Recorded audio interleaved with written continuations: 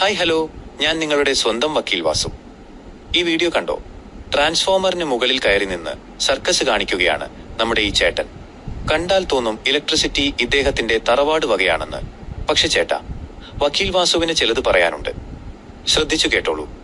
സ്വന്തം ജീവന് ആപത്തുണ്ടാകുന്ന രീതിയിൽ ഇത്തരം പ്രവൃത്തികൾ ചെയ്യുന്നത് ആത്മഹത്യാശ്രമത്തിന്റെ പരിധിയിൽ വരാം. BNS ഭാരതീയ ന്യായ സംഹിത പ്രകാരം ഇതിന് കടുത്ത നിയമ നടപടികൾ തന്നെ നേരിടേണ്ടി വരും.